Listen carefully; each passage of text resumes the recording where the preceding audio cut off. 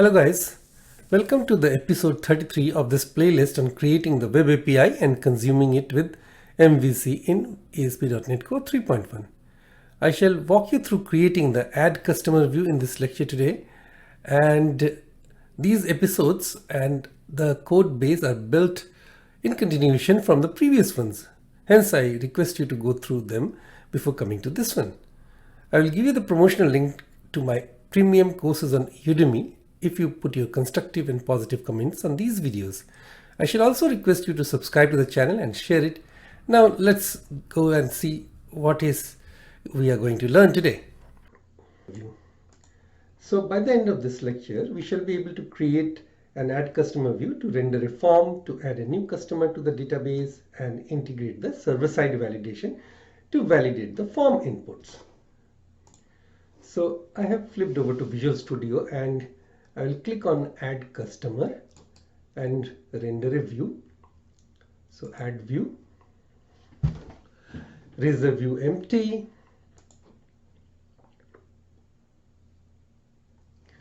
and I will make it, I will rename it as Add Customer.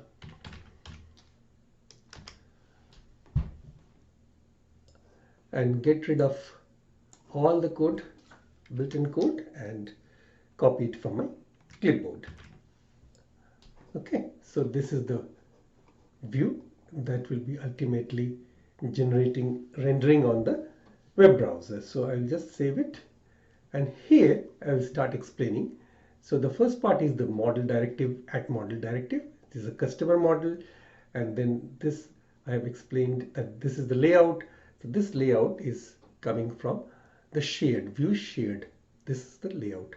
Okay, so and from the view back it adds a title dynamically and add a customer, and on this h2 header this will be actually rendering add a customer, and this will be a back button, so it will be taking it back to the index action method of this customer controller. Okay, and with a bootstrap class of button sm button secondary. And then comes the form is formed over here, which this HTML markup with the ASP action add customer. Now here, before I move any further, you'll see that there is a button type submit which adds the customer. Now when there is a submit button, this by default posts to a HTTP post verb or HTTP post method. So it posts to this method add customer, which takes a customer input from the form. Now these special things, ASP action or ASP validation summary or even ASP for, these are known as tag helpers. So what are tag helpers? Tag helpers enable server-side code to participate in creating and rendering HTML elements in Razor files.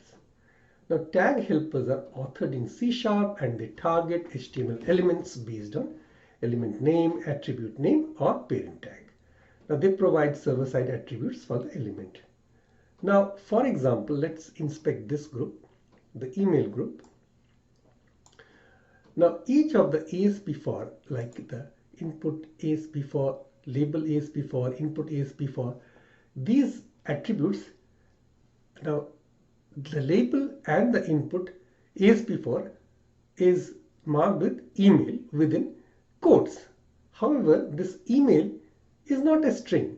This is a context. The email in this context, the email is the C# model expression property for the customer model. Now here there is a ASP validation summary. Now what this ASP validation summary, as the name suggests, that this is also a validation summary, which is also a tag helper, and if this tag helper is applied to this div, so that the validation errors will be shown as a summary on this element. Now this text danger class will give the text a red color. Okay.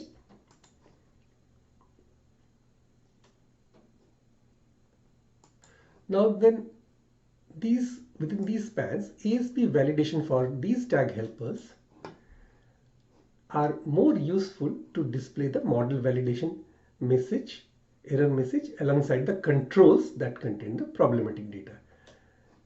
And this is achieved by simply putting the ASP validation for tag helpers to the individual elements. Like for this address input, this is put along side by side so that it gives the validation message when the form is validated, submit to the server.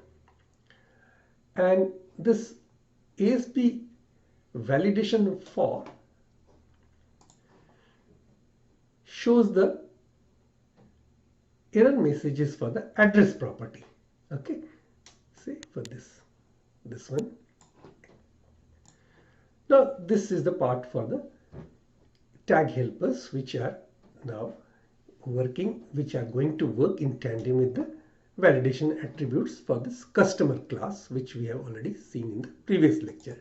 These are the data annotation validation attributes. Now these two things act in tandem to give us the effect of server-side validation, which we will see. Okay, and then let me complete the view, explanation of this view. Now here, this form group element, AddCustomer and method get, it gets the empty form. It brings up it renders an empty form when you want to clear the form. When you click this clear form button, this is a submit button, when it submits to the server, it clears the form. It gets an empty form. And finally, if the model is not null, if the customer model is, it brings up something, some customer object back from the web API response, and after deserialization, then that is nicely put into a table with this table head and table headings, name, address, telephone, email, and it gets the values from with @model dot the property name. Okay, and this is again a C# code. And finally, once this part is, this marked up is rendered, it also shows to the browser that the customer is added. It alerts the users that the customer is added. And this is about the server-side validation as well as adding the customer view, add customer view to the project. So let's run this application to see our server-side validation. Now the form is rendered, and if I click on Add Customer, and if I just click on this Add Customer button, this and it will submit to the server. Let's see what happens. So it gives us, please put up name, put address, put a valid 10-digit telephone number. Okay, so if I give it a name and put some address,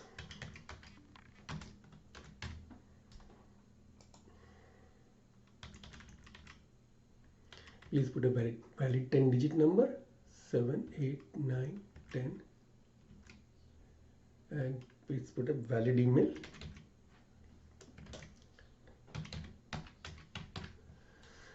Let's see, it adds the customer. Okay, so if you look into the, if you click on back,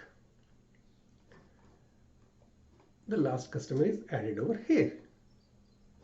So I have been able to show you this server-side validation.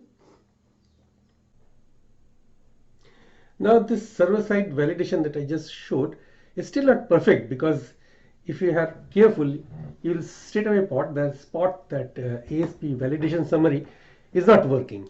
So what I did after a bit of a research, and I am still not clear how it solved this, what I did was that I put this div class with text danger and ASP validation summary all outside this form and put in its own div just below the header. And now if you click the start button, and if you click here and get all the customers, if you click on Add Customer again and submit the form with Add Customer without any form fields, all with blank empty fields, so you get this validation summary, which is nice summary of all the individual elements or individual properties, model properties validation. So in this lecture, we have seen how to do a server-side validation by adding tag helpers which work in tandem with the validation attribute that we have seen.